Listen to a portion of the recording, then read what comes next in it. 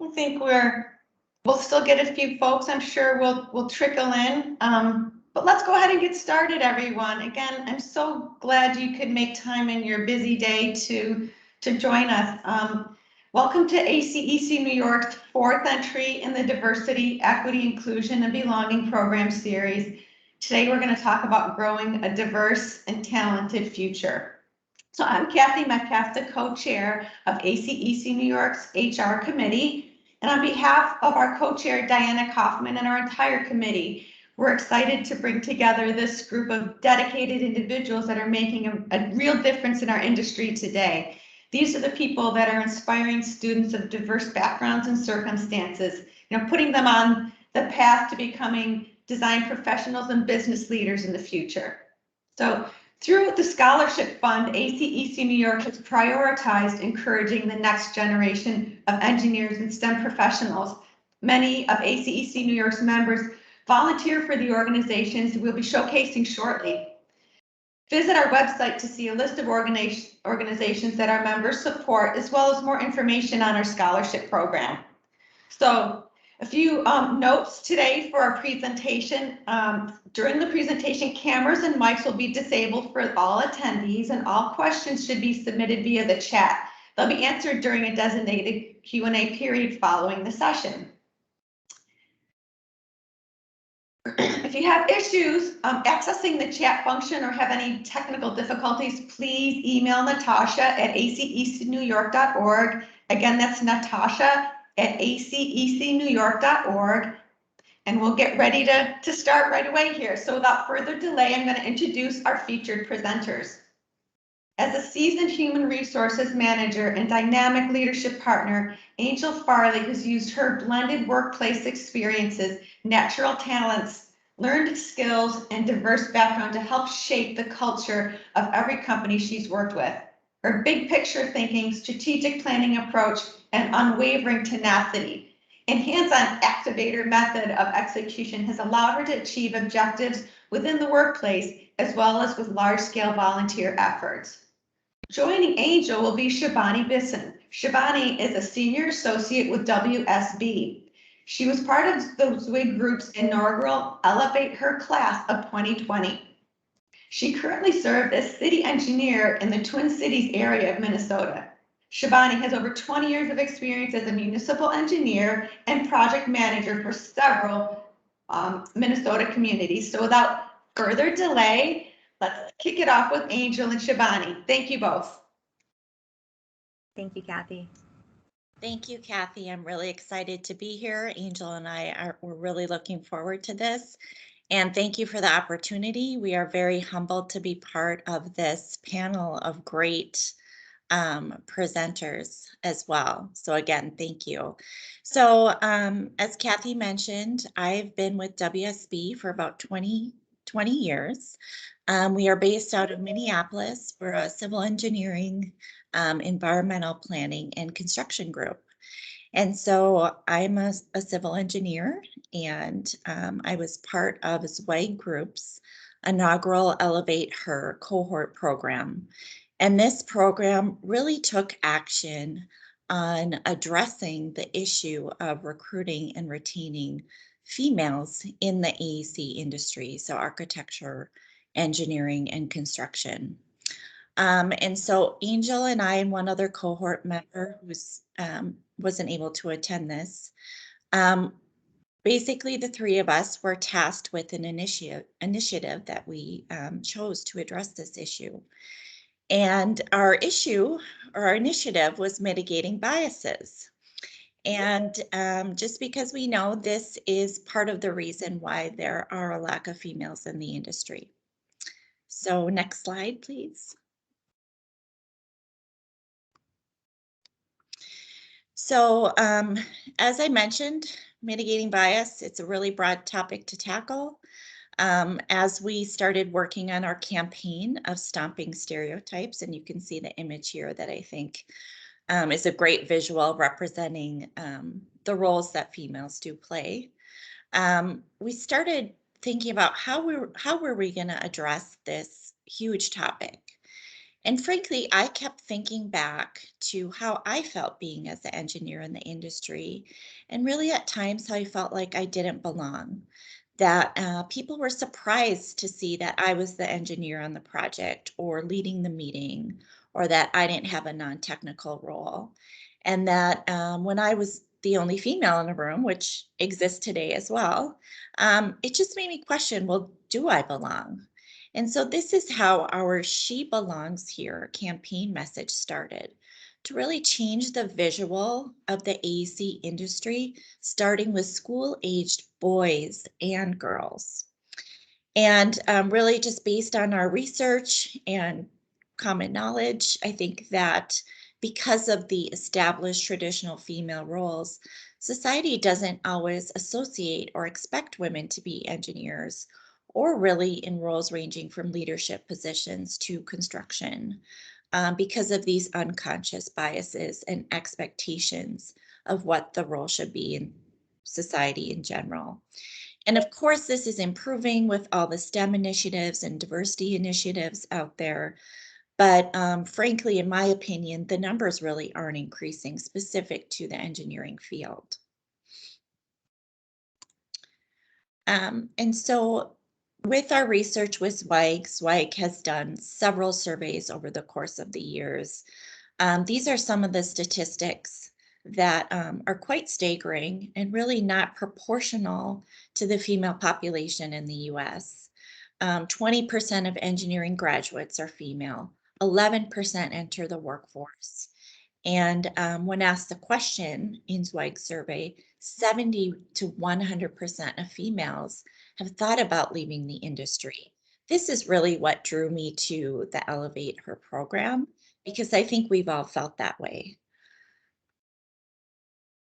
In addition, these are some other staggering stats in terms of construction engineering. We know that there's not a lot of females in that industry. And then in leadership positions, only 6% of females hold principal or ownership positions. So with so few females in the industry, we started thinking about what is the visual out there? How are these careers represented? So we thought, why not Google it? So here is an image result of Googling civil engineer. You can see they're mostly male, not really representative of the diverse projects in civil engineering, a lot of hard hats, construction sites. However, if you're a middle school or high school girl and you don't know what a civil engineer is, chances are you're going to Google it, and this is what you might see, and it might make you question, well, do I belong in this industry? The next slide is a Google search for construction manager. We know that that's mostly male dominated. Again, a lot of hard hats, building sites, just represents that women really are not represented here. And then we Googled architect, and we know there's a lot more females in the architectural industry, but it's not represented here. So we know that Google is not, is driven by advertising, doesn't represent maybe a real visual. So here's a picture I took at an engineering conference that I've been attending for the past 10 plus years. It's probably 200 participants, handful of women, really hasn't changed that much in the past 10 years. And there's always a handful of females. So I tried to circle in this image here where they're at. And maybe they're in the front because they know to stand out or be noticed, you need to be in the front. This could represent that statistically what we found, that typically women are leaving the industry after 7 years. And so typically at these conferences, you've got maybe 4 or 5 years experience plus. And so maybe that's represented here as well. So Angel is going to take over from here to talk about some of our research. So in our research, we discovered what is called the leaking pipeline. The leaking pipeline depicts women passively leaking out of STEM and therefore AEC careers with no discussion of why those leaks occur, but in fact biases and self-image barriers stemming from social biases are major causes in this leaking pipeline of women and minorities out of STEM. So a picture speaks 1,000 words, and I think the picture really depicts what the reality of our industry. But I want to go over some data here. In 4th grade, 66% of girls and 68% of boys are interested in science. However, by 12th grade for girls, this number drops for girls and increases for boys. By the freshman year in college, only 17% of women intend to pursue a STEM degree. 45% of those women complete a degree in STEM. However, only 19% enter the STEM workforce. Confidence is key. We found that in our research. Lack of mathematical confidence rather than lack of ability may be responsible for the high departure rate of girls. Findings indicate that if girls persisted in STEM at the same rate as boys starting in Calculus 1, the number of females entering the STEM workforce would increase by 75%. For those of us in the HR field, this would help solve our war on talent. 3 in 4 teen girls worry about failing. Between the ages of 8 and 14, girls' confidence levels drop by 30%. So how can we combat this drop in confidence? Girls who see women in these fields will help them see themselves in AEC. Again, kids, especially minorities, need to see it to be it. Teaching boys to be allies early can help boys increase overall support and encouragement that girls receive, especially in math and science. And of course, more mentors. Mentors are key. So again, they need to see it to be it. All kids do. We need to change the visual of the industry for girls and boys. We need to promote awareness starting at school age level and illustrate to girls that someone who looks just like them belongs in AEC careers. So what we did is we decided to create a package that goes starts all the way in kindergarten, preschool, as our group discussed where we decided to make our career choices. We started in high school and then we started going beyond that, and most of us did not have an engineer in our family, didn't even know what engineering was until we had already decided on a career. So through those discussions we realized we have to start at the beginning, and our research did show that biases start in pre-K kindergarten. So we created this package of games for children, but also a letter that goes to counselors and school administrators so that they understand the crisis we're dealing with here. So these are our career cards. We wanted some fun pictures that the kids can look at and see, oh, that looks like me. These actually represent 3 of the girls in our lives. The first is my daughter-in-law, the second is Shibani's daughter, and the third is my niece.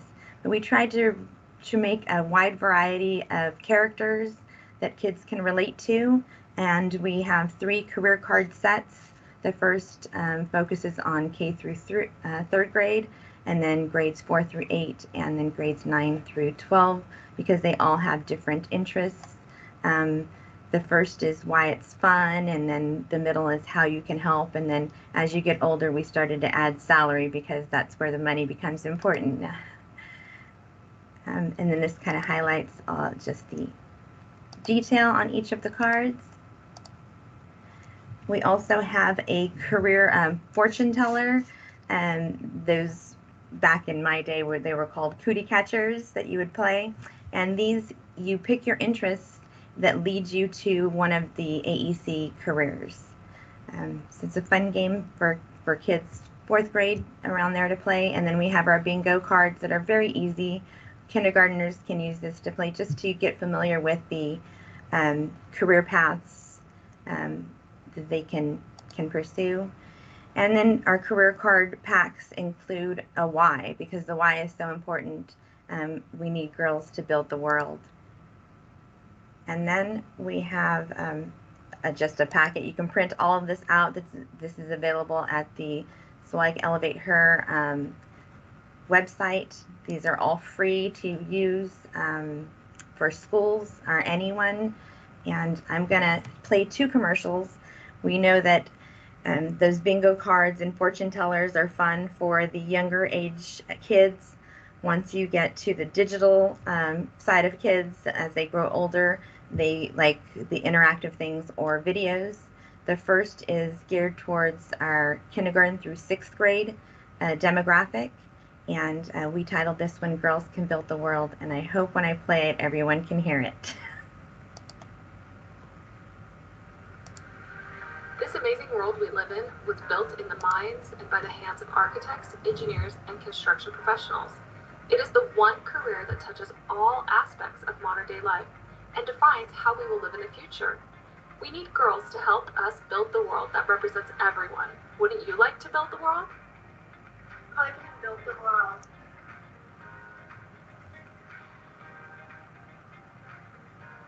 It was an 8th grade class that I took. It was 3D drawing, and the homework assignment one day was to draw a 3D building. I ended up loving it so much that I drew a 3D city. Once I started doing that, I kind of just never stopped. I just kept drawing more and more buildings, and these buildings turned into these little neighborhoods, and then the neighborhoods would turn into cities. And I got my degree, and now I'm building cities every day. Well, I've always enjoyed math and science, and I knew that I wanted to pursue something that would use those strengths. And I love civil engineering in particular because I can see my finished product when my project's all done. It was an opportunity to be creative and to problem solve, and then to ultimately provide a difference to the community. You can really see the results of that work, and I found that really exciting. The flexibility and ingenuity that I have to use, like I have to be able to navigate different subjects a lot, and it's really fun to not always be doing the same thing. I love, as a civil engineer, getting to work on things that people interact with on a daily basis while also getting to protect and improve the environment. Well, I like that my job challenges me. One reason I enjoy civil engineering is that it helps me continuously learn new things and push past previous boundaries. Don't give up on yourself. You're smart and you can do this. That's what you'll face a lot. People will say, no, you can't do that. Well, yes, you can. You can do anything that you want to do. I can build the world. I get so emotional with that. And the second commercial that we put together, we really wanted to make sure that young girls have a sense of belonging in AEC. So we titled this She Belongs Here. Angel, before you play, I will be sharing the audio and video, so you don't have to play. Thank you.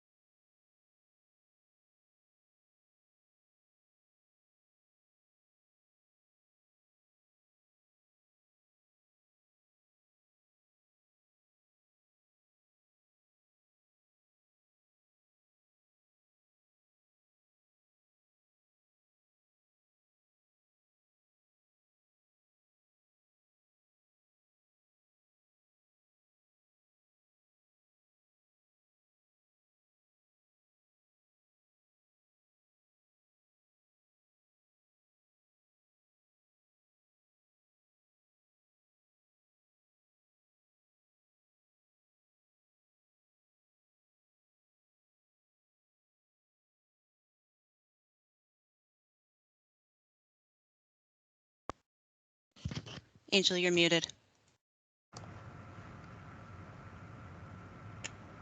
Okay. I didn't see the second commercial. I just want to make sure that was played. Yes. Okay, sorry about that. Didn't see anything on my I end. got it. So how can you share the program? You can go to the website that is shared, and you can share the materials. Again, it's all free. You can download it as many times as you want, forward it to friends, and share with your community. And the most important thing is be a mentor in your community. That's how we can make the biggest difference. And then we have, of course, all of our backup there. That's all for our presentation, and now we'd like to speak with our panel.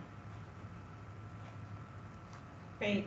Thank you, Angel and Shibani. That was really eye-opening, the information. And I know later in our discussions we can talk about how you're built this as a platform to even expand to not just women in the industry. So it's a great introduction to our panelists. So without further ado, I'm going to introduce our other panelists today. So starting with, we've got Ken Jones. Ken is the executive director for the Salvadori Center. He started his career as a licensed architect working in New Jersey and New York City. His career as an educator paralleled in his career in architecture, where he taught undergraduate courses in studio art, design, and art history, as well as graduate courses in nonprofit management. Joining Ken is Angelena Edwards. Angelena is a civil engineer specializing in construction management. She holds a BS in civil engineering from Rutgers University, an MS in construction management from Stevens Institute of Technology, and an MS in civil engineering from New York University Polytechnic Institute, the Tandon School of Engineering. She's been certified as a project management professional. Angelena started her career with the New York State Department of Transportation as a transportation construction inspector. So welcome Angelena and Ken. And we have Mary Beth Liles, who holds a BA in biology from SUNY Plattsburgh, teaching certification credits from Meredith College in Raleigh, North Carolina, and an MS in curriculum development and institutional technology from the University of Albany. She has 25 years of experience teaching math and science in grades 3 through 10 and spent 10 years as a photolithography engineer for IBM. That is a mouthful. Joining Mary Beth, Angelena, and Ken is Tricia Elms Hanafin. Tricia has been an ACE mentor for 12 years and has been a New York and National ACE Mentor of the Year. For high school, she attended Dominican Academy in Manhattan, and she went on to graduate from Villanova University with a Bachelor of Science in Mechanical Engineering. She worked as an acoustical engineer on a wide variety of projects in New York City with the firm Cerami for 7 years. Following this, Tricia transitioned to working as a facade engineer for 3 years with the firm Vidaris. So welcome to our panelists. We're going to have our keynote speakers MC this panel discussion, and please, if you have any questions, you can put them in the chat. So let's take it away, Angel and Shibani. Thank you, Kathy. Welcome all of the panel guests. I'd like to start with you, Ken.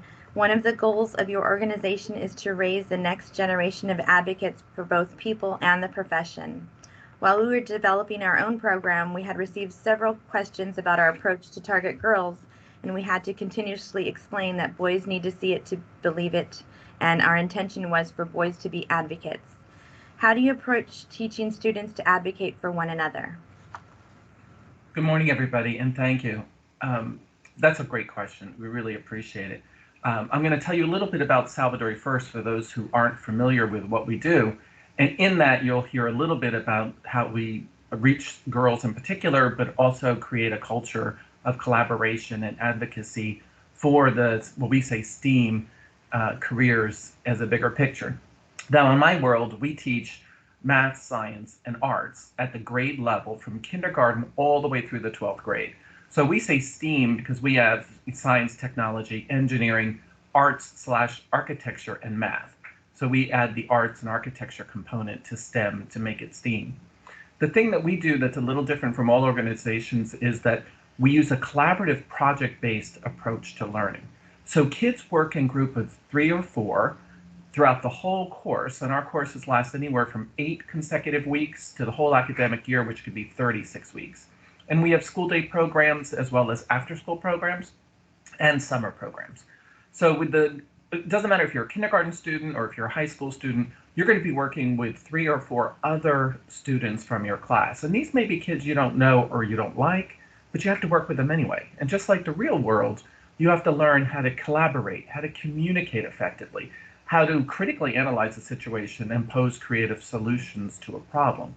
The great thing that we see is that girls in our program actually outpace boys in their standardized tests as well as their assessment of our curricula afterwards. That kind of slows down a little bit in middle school, but what we're doing right now is working with researchers from NYU to actually study when do children form their perception of their ability to be successful. And from our results, they're showing that that starts as early as kindergarten to the 5th grade. But most importantly, a collaborative project-based approach to learning STEM where they actually build all the projects with their hands, test them to failure, record their observation, use the engineering method of problem solving where they try something, it doesn't work, you analyze it, you figure out how to do it better next time. That way of engaging students really changes their perception of relevance to what they're learning during the school day so that they see not only a bright future for them in math and science because they're learning by doing, but they also start to begin to see how what they're learning in school is relevant to their lives. So that a collaborative approach to learning where boys and girls are working together and the great diversity of teaching within the New York public school system really helps to elevate students from diverse backgrounds and girls into seeing themselves as successful in math and science, which is the first step in seeing themselves as successful in STEM careers. So I hope it didn't go too long. I know we wanted to keep it brief, and I can answer more questions at the end. But please look at our website and our YouTube page, and you'll see how we really incorporate the diversity of New York City in our visual messaging to kids so that they see themselves as part of the future of STEM. Thank you, Ken. Mary Beth, I'd like to ask you a question next. Our research revealed that confidence in girls drops by 30% between the ages of 8 and 14. I know that your program understands this critical age, which is why you emphasize the importance of mentors, especially in 6th through 8th grade. How can mentors help teens combat the confidence drop? Thank you. As Ken did, I want to tell you a little bit about our program before I address the mentor issue. I represent the Future Cities program, which is a national STEAM program for grades 6, 7, and 8. Clearly a critical age for self-worth and self-development. This program has been in existence for 29 years, and every year we reach about 45,000 middle schoolers, 49% of which are girls, 30% minorities, and 33% are from Title I schools. What makes this program different from others, and what makes me so passionate about it, every year begins with an issue about sustainability of the earth, and it's really time that we started to care about it. True. Some of our past topics have been how to develop a resilient power grid, stormwater management, green energy. This year's topic is a circular economy. How when I begin designing a project, how I think about the end of life so it doesn't end up in a landfill.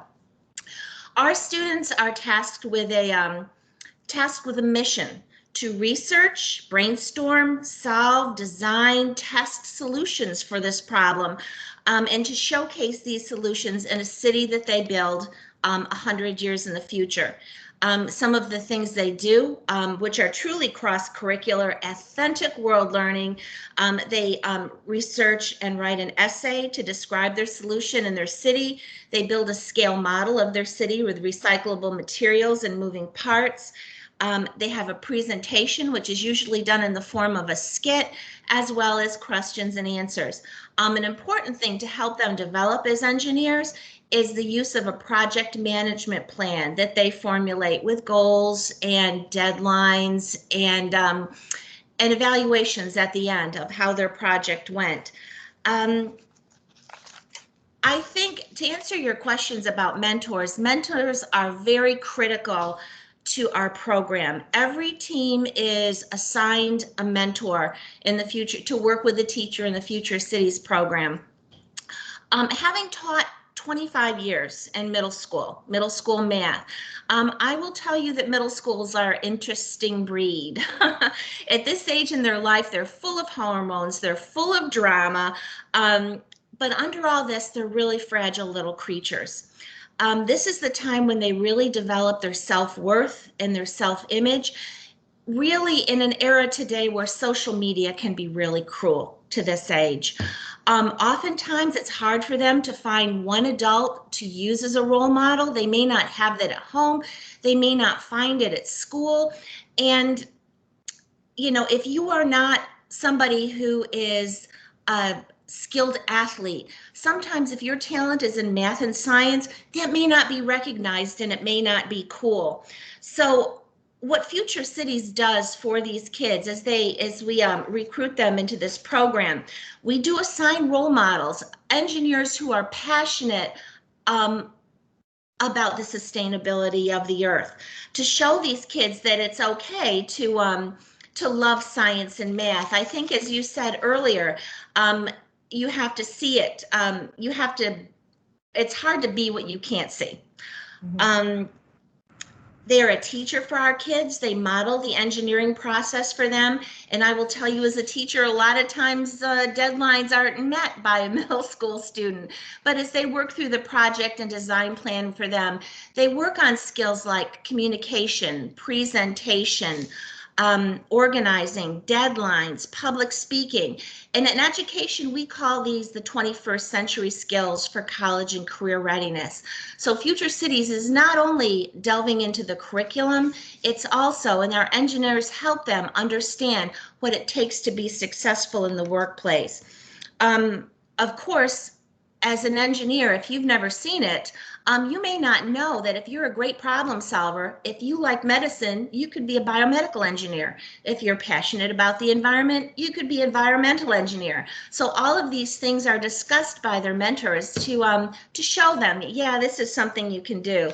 And of course, at the end, this is a national competition. Our mentors are right with the kids to celebrate, to prepare them for competition, but to celebrate right along with them. It's wonderful. Thank you, Mary Beth. Tricia, the ACE Mentor Program cultivates creativity and translates it to reality through education and mentorship, which is phenomenal. How do you reach those who are not aware of opportunities in AEC, or in engineering specifically? We know that they have to see it to be it. How can you help kids see all that engineering has to offer? And you're on mute. And I'll unmute myself first.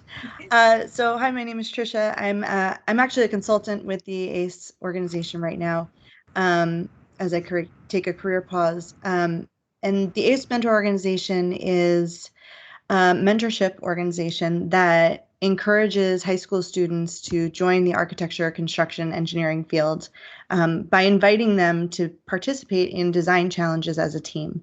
So ACE coordinates professionals who are architects, structural engineers, mechanical engineers, MEP, the whole group, civil engineers, landscape architects, construction management firms, owners, developers, and gets them all on a team and works through the process of designing a building or a project with the high school students. It's a free after-school program that runs weekly or biweekly, and students come to the professional offices in a pre-pandemic world.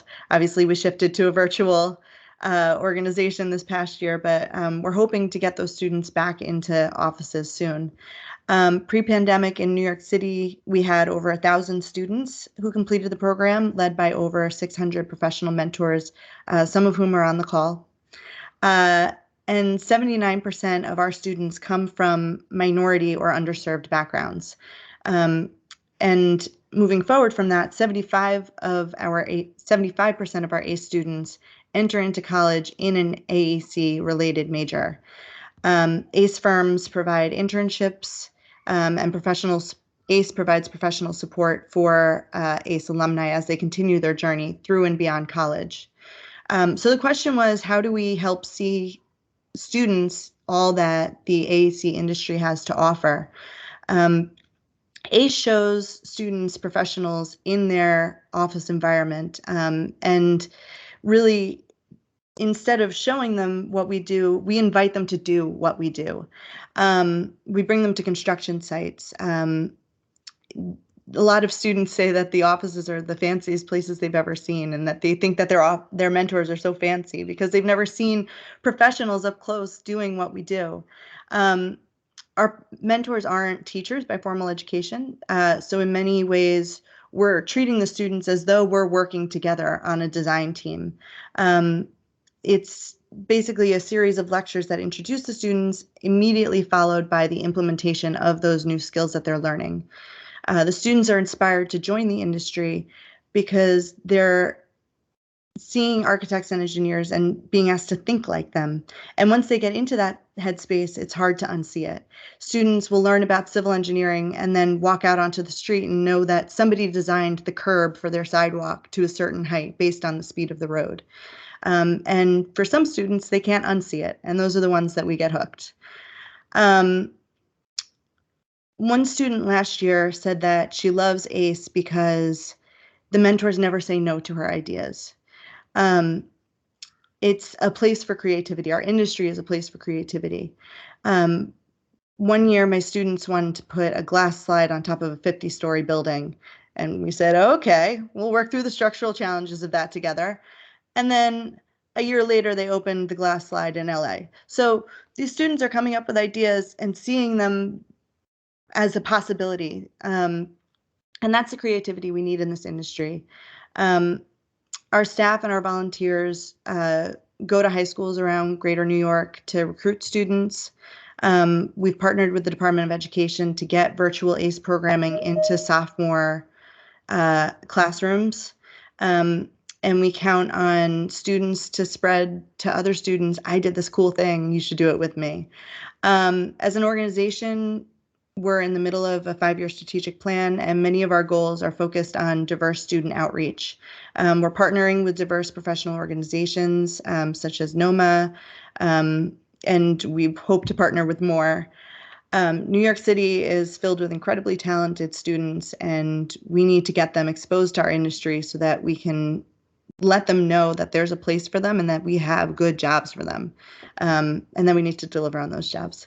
So I think there's a space for this later, but if you are interested in the ACE Mentor Program, we're always looking for mentors either on a one-day basis or to commit as firms. A lot of your firms on this call are already part of the ACE Mentor Program, so you can certainly look to us, but you can also look within your firm first. And it looks like Natasha put all of our contact information in there. If you're New York City, we're the Greater New York chapter. If not, there's a regional director, Katie, who would love to help you out. Thank you very much, Tricia. Now, Angelena, NSBE has expanded across country with the approach that everyone supports efforts where they are. Our program has the same grassroots vision, but turning that vision into reality can seem overwhelming. I think we can all agree to the saying that it takes a village. How did your organization build that momentum, and what would be your advice to others who want to push any of our programs forward in their own communities? Sure. Thank you, Angel, and good morning, everyone. It's really a pleasure to be here to represent the National Society of Black Engineers. Our mission is to increase the number of culturally responsible Black engineers who excel academically, succeed professionally, and positively impact the community. And our organization started in 1975 on Purdue campus, and today it's just as relevant. The number of Black students graduating in engineering in 2015 was only 3.5%. The number of professionals in the field of engineering was 4.8%. And today in 2021, it is still below 10%. And so this is why we exist. You talked about demographics, and that's what I'm going to address, that we meet individuals where they are. And so we have K through 12, and it's all about early exposure into the field of STEM, hand-on activities, as was mentioned, role modeling and allyship is extremely important. And so this is where we're teaching young people to work as a team to solve problems, simple as building to jelly bean and gummy structures, right? So learning the basics of a foundation and what it takes to put moving parts together. Then we get into pre-college where we are really focusing on the STEM career exposure. So talking to professionals about what they do on a day-to-day basis, making our competitions fun. So we've taken SAT test prep and really made it a team activity of competition to see who can complete the most questions within a short amount of time, preparing them for the test essentially.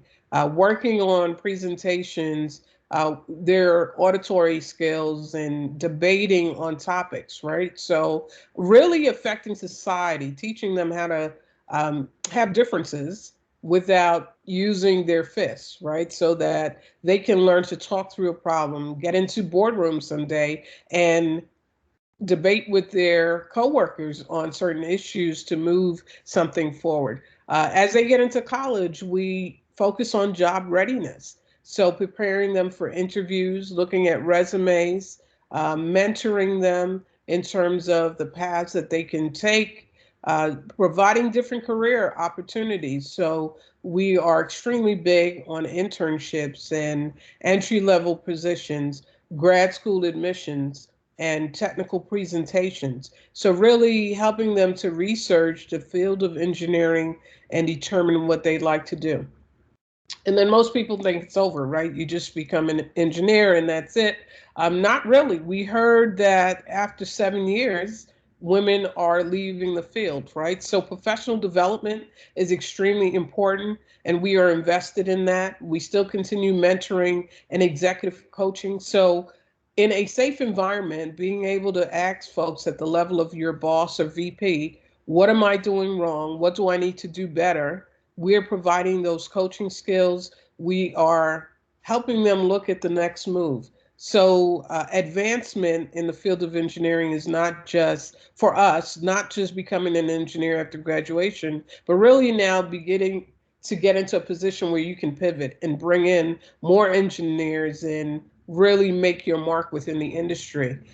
We know that diversity affects the bottom line. It's been proven. And so we're here to help solve that problem by bringing diversity into companies, right? Saying, I clearly remember, coming up and the narrative was still, we can't find enough Black engineers. And I'm saying, where are you looking? Because I know a whole lot. We're an organization of over 10,000 engineers. So they are available, they are working, and they're still budding and coming up. So we want to address each demographic. One of the things that is very important to us is the partnership of industry. So industry mentoring, making sure that people stay within the field of engineering. So setting up the buddy systems once people get into companies. And if at your company you don't have the capacity, because you're still growing your diverse workforce, NSBE's here to provide a support system. Industry tours at all levels, so exposing people to what you do. We've had folks on job sites in a virtual world, looking at labs where things are developed. As I mentioned, resume boot camp and mock interviews, literally taking that time before it's crucial to help folks posture properly, in this environment, looking at cameras as they are preparing for an interview. Scholarships. Education is key, and one of the challenges is the economics that folks have to deal with. And so folks drop out of college because they don't have money. We are here as a resource to provide scholarship for folks.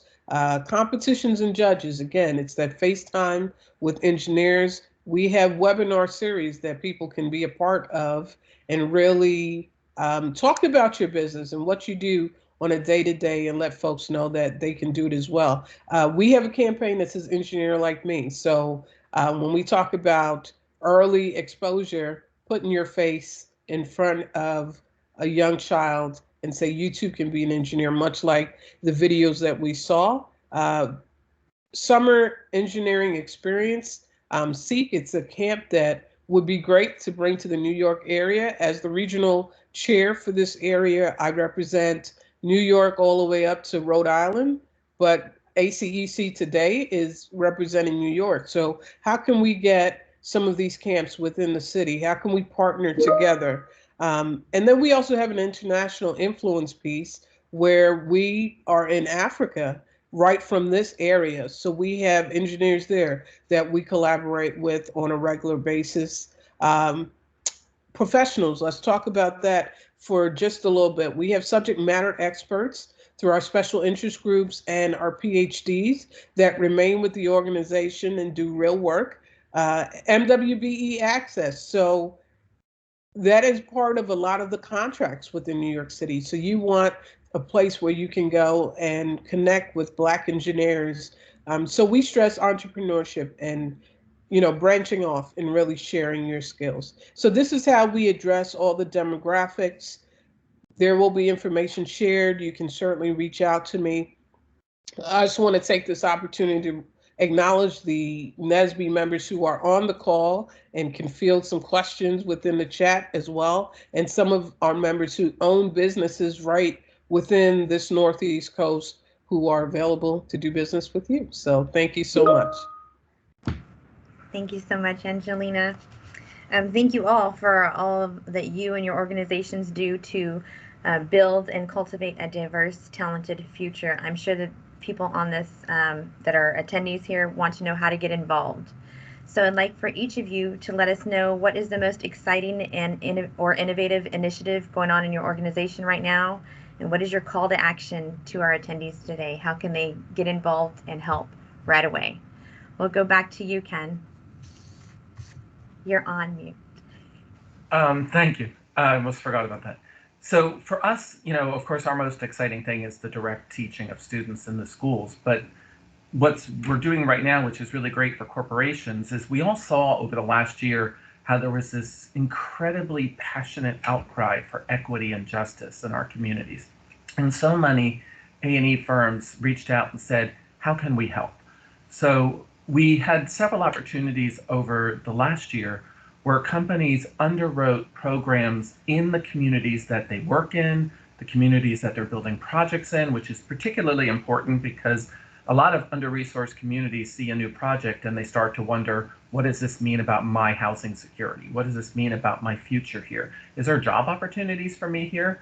And one way to give back to those communities is to help the students understand what's going on in that built environment that's being constructed right around their homes and where they live. And you can do that through educational programs. So to further that, we actually developed what's called a corporate engagement packet. I thought I was going to have a finished slide to send out to you guys, but it's happening in the next week or two. So if you reach out to me, I can send it to you. But it's a soup to nuts kit for everything from creating, like, who do you reach out to? How do you contact a school? How do you get members from your company to participate? Where you as young professionals or professionals can go and work with students in a community where you work or where you're doing projects and actually engage them in a collaborative project-based exercise that teaches them about the built environment and the math and science that's inherent in the built environment. And it's a great way for companies to introduce themselves to the community, to give a tour of the construction site if it's safe, or to give presentations about the construction site, but to enable your employees to personally get involved in the communities that they live and work and give back to those communities. And, you know, we'll do things like we've set up all the educational materials and all the supplies, so you don't have to be a subject matter expert. You don't need to know anything about teaching or math and science because you're going to be given a step-by-step kit, or you can contract with our educators to come and do it for you with your staff. It's great for corporate team building. It's great to have a competition around the country if you have offices in different cities where you can actually then post on social media how the different offices are bounding together to give back to the community. And it's a great way for your younger employees to really get involved in the communities in which they serve, which is a cry that they've been saying to company leadership across the country, that we want to actively get involved. The other thing that we have is an emerging leaders advisory group, which is geared to mid-level professionals where they can network with each other, but be engaged in being our classroom mentors in our classroom, helping our professional educators with delivering programs. They don't have to know anything about teaching, so our educators will be there. But it's an opportunity for them to intimately get involved with our program and network at the same time with peers within the industry. And of course, they have a fundraising component, which helps us with our bottom line. But all of this, if you have any questions, send me an email, reach out, look at our website. We're happy to help you with it. Exciting. Thank you, Ken. All righty, who would like to go next? Mary Beth? I will go next. What's exciting and innovative about Future Cities this year? Of course, every year we have the new theme, and I'm really excited about this one, the circular economy. There are cities that I've researched that are looking to be zero waste cities in the next couple of decades, Charlotte, North Carolina as one. And we are reaching out to their director of Envision Charlotte to be one of our speakers this year. What was a challenge this year, and I guess you could say it's innovating with the school systems the way they were this year with the pandemic. We had to create a virtual platform for our kids, and many people were nervous about this, but what we found is that this helped us to reach out to the rural schools that were far away, that are oftentimes underserved with projects like this. So that has worked out very well. A national goal for us this year is to increase increase the number of Title I schools that are participating. A Title I school is a school that has quite a high percentage of free and reduced lunch. So these kids need to have these opportunities available to them as well. Now, what we need, if I feel like Uncle Sam, we want you, if you are a passionate engineer about the sustainability of the earth, we want you to be a mentor for our kids, to share that passion with them, to show them the disciplines of engineering, what the engineers do, what the engineering design process is, and help to model that for them. That's just not taught in the classroom. We also, because we are a national competition, we are in need of judges. If you can imagine, we have like 25 schools competing in the Albany region, and for each of our 5 deliverables, we need about 6 judges. If you do the math, we need quite a bit of judges. Really easy to be a judge. Sometimes you can just do it in your pajamas at home. Sometimes you might come in and judge for our competition. And it's very easy because every deliverable has a rubric where you look for a certain thing and grade it on a scale from 1 to 5. We are looking this year specifically for the Albany areas for professionals who work in the circular economy area.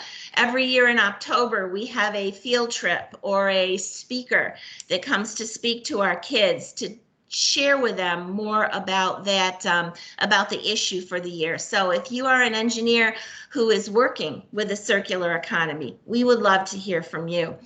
Our futurecity.org, I think Natasha put that in the comments. The email for our regional director is fcc.albany@gmail.com, and we'll put that in the comments. This is not just a program that is in the Albany region. We also have a Western New York chapter. We have a New York City chapter. Indeed, the Future Cities is in 30 states now in 47 different regions. So by going to our national site, you can find out who is the person for you to contact.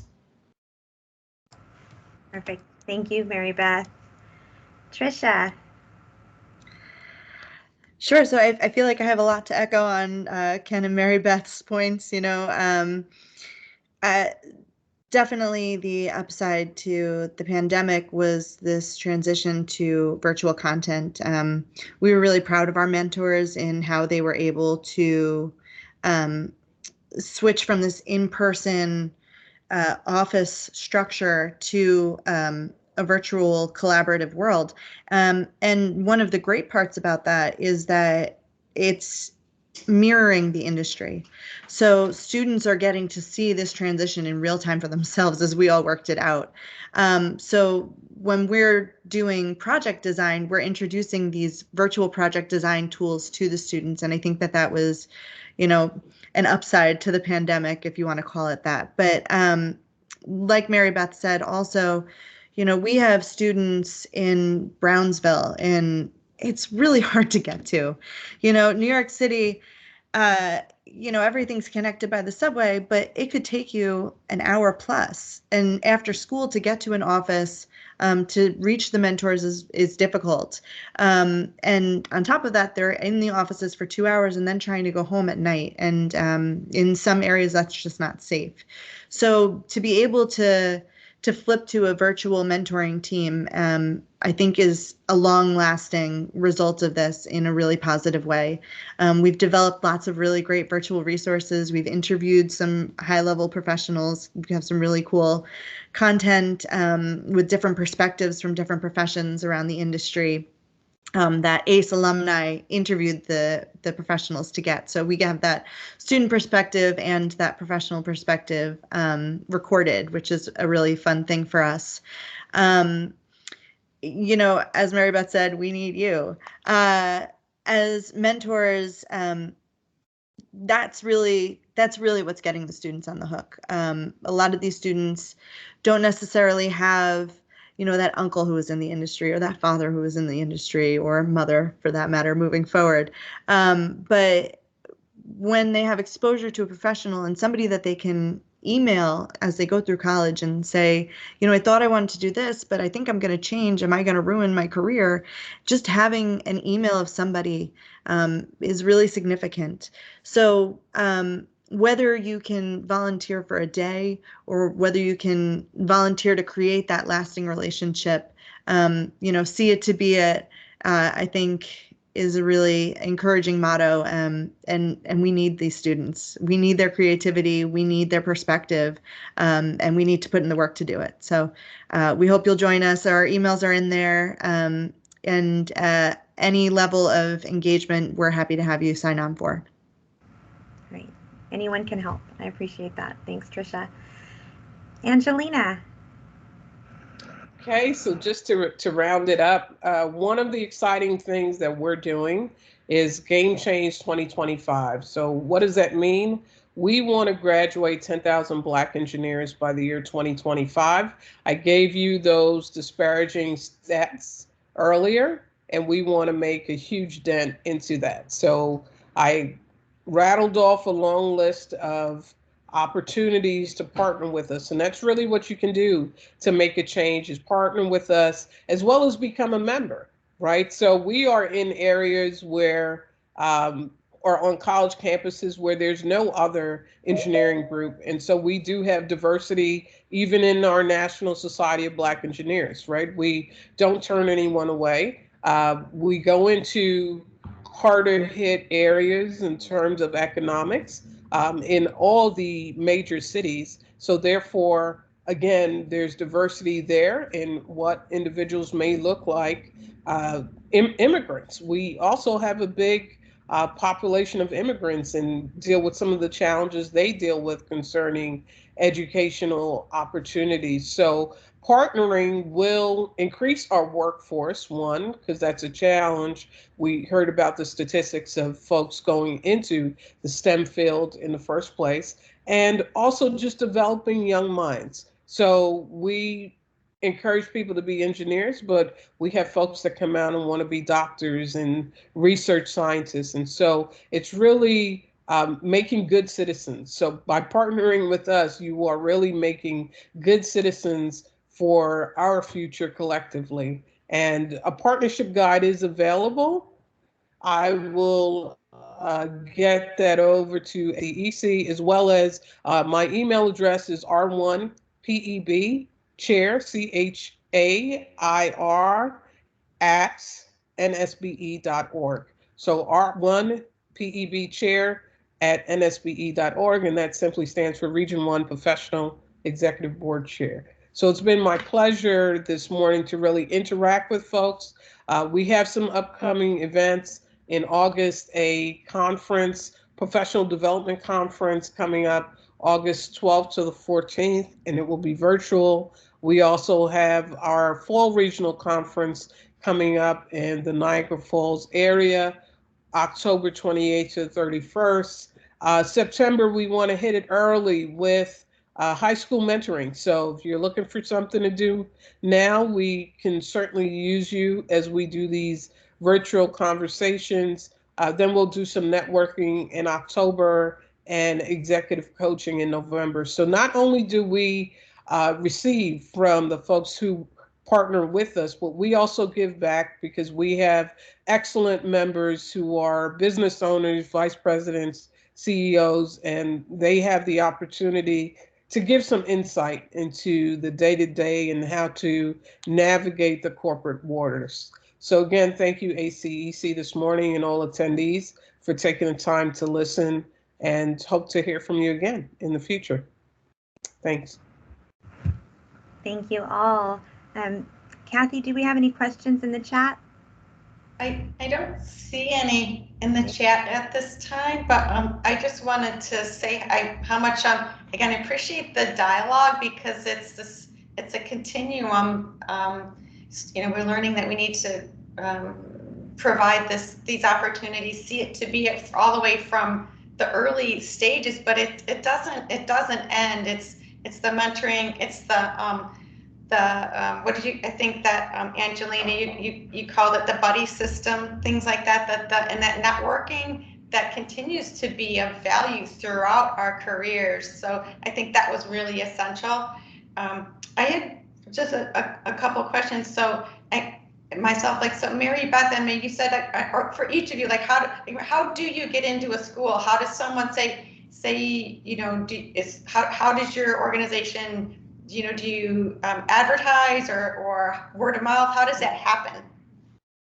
A lot of times with Future Cities, being the school chair on our steering committee, I often go to professional conferences of teachers, present our program, you know, with an example of the model in the slideshow.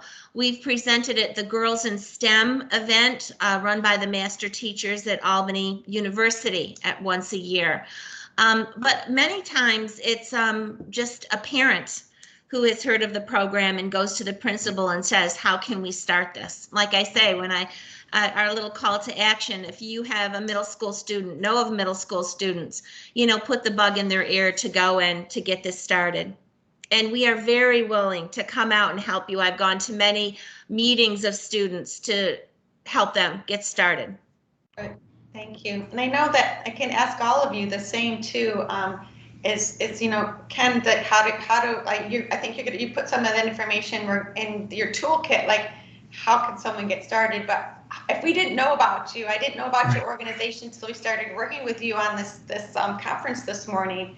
So how do you get the word out? Yeah, that's always hard. For us, fortunately, word of mouth is our best friend. We've been in existence for almost 50 years. We are an official vendor with the DOE, which means schools can use their budgets to pay for our program, a vendor both for STEM as well as the arts. But there's really three ways. There's school budgets, then there's grants or foundations that we apply for that underwrite the program. Like we just got a $75,000 grant from the city speaker to do after-school programs in NYCHA. And so in that case, we will reach out to the programs and ask them to participate through a competitive application process so that they have some skin in the game. And then there's the third option would be corporate underwriting for the A&E firms that want to give back to schools in their community. Mm-hmm. If they know a school that they work with, sometimes they have a specific school in mind, then they do the introduction. But if they just say, hey, we're doing a project in Chelsea, and we really want to serve under-resourced community, kids who really need the resources through your program, and then they come and present with us in the program, then we identify the school for them. Okay, great. We teach about 90 different schools a year, about 8,500 students throughout the whole year. So we have a deep relationship with the DOE. Angelena, anything unique or special that, like, how do you continue to get the word out? Is it, again, networking? I know you're showing up at conferences, things like that. Sure, and we're on all social media. We talked about meeting folks where they are. So in addition to newsletters and websites, there's the Instagram, Twitter, Facebook, whatever else I've forgotten, we're on it. Definitely there. We're meeting with companies. We do have a board of corporate affiliates that folks can join. schools. So many of our members go on to become teachers, and therefore they're introducing students in the classroom to NSBE, and they're starting chapters on the local level as well as professionally. We're in the neighborhoods. New York City, we have a chapter. In New Jersey, we've got 3 chapters, North, Central, and Southern Jersey.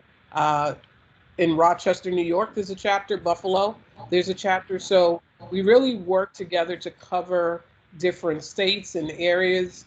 We're in all 50 states, as was mentioned earlier, that we're across the country. So word of mouth is one way for sure, but definitely we're on the social media outlets and working with companies as well. Same, Tricia. So I addressed a little bit about how we get into schools, but I did want to mention, you know, a lot of us are calling to action, and as professionals, yeah, we all want to do it, but it's a day, and there's only so much time we have. So I did want to point out that, you know, especially for young professionals, there's huge advantages to mentoring as well. And if you need to use this information to sell it to your boss, I'm happy to provide it. When you're mentoring, one, you're getting excited about your industry, which is, you know, a difficult thing when you're kind of in the weeds to do, to remind yourself that you love this industry. And I find that ACE mentors are often engaging more in their jobs after they come out of their mentoring sessions. It's also an opportunity for mentors to hone their communication skills. You know, if you can teach a high school student or a middle school student in many of these cases, if you can clarify your language in a way that a younger person can understand, you can clarify your language in a way that your client and that your design team members can understand. So there are benefits to engaging in these programs for the mentor as well, beyond the fact that it's a huge asset to our industry. So I highly encourage, if your firm is not allowing you to do these types of opportunities, remind them that there are benefits on all sides too. That's great perspective. It's very true. And I had just one last question. It's actually for Angel and Shibani. I know that right when we started, you know, the initial work that you did see it to be, it was for young girls and basically, but what do you see next for that program? How did you envision the future of that program that you kicked off? Well, we developed it with the hope that it would be expanded beyond just girls. So we're hoping to see, as you see all the characters, we want to see that expanded to represent additional races, religions, abilities, physical abilities, genders, all of that. I'd love to see everyone represented, everyone be able to see someone that looks like them, all little kids, so that they know that they can be that as well. They can be an engineer, they can be an architect. Yes.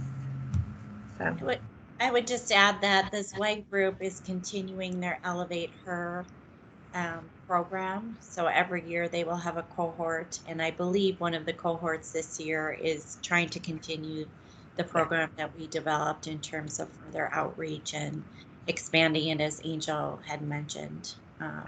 So I would encourage people to go to their website as well. There's a lot of great information and initiatives and really implementation plans. I think this discussion is so empowering and rewarding for me, and I can see that each of you are very passionate and have done great things. And wow, I wish we had you speaking at our elevateHER program as well. But we are committed to continuing that program as well. Yeah. Great. So if any other questions, if anybody's got a question in the chat, please pop it in there. We do have a few minutes left, but I just want to say in closing that I want to thank everyone on the panel this morning and thank everyone for attending. The DEBI webinar series does conclude now. This is the, at least for now. And but be sure to visit the ACEC New York website for upcoming events and opportunities. As a reminder, the HR CI and SHRM credit information will be emailed to all of the confirmed attendees who have attended the full program, as well as you'll get a copy of the presentation. A link to the recording of the session will also be included, and the recording will be posted to our YouTube channel by the end of the week. And I'm not sure if Gina or Natasha were going to read some of these, but I do want to thank the HR committee of ACEC for their hard work this whole year, putting this really timely group of sessions together, this whole program series. I personally look forward to working with everyone again, but this one in particular, they've all been really inspiring. But when we're talking about our kids in the future, it's very hopeful, and to see all the hard work that you're all putting in is just, it's really inspiring to me as well, to keep doing that hard work. And I know one of the beautiful things about these programs is now I have this expanded network, and so do you, so that we can begin to make sure that we work together and like leverage all these assets. It's really pretty amazing. So unless there's anything else, Gina, Natasha, again, thank you all so very much. And please, if anybody has any questions, we can hang on for a few minutes. So thank you.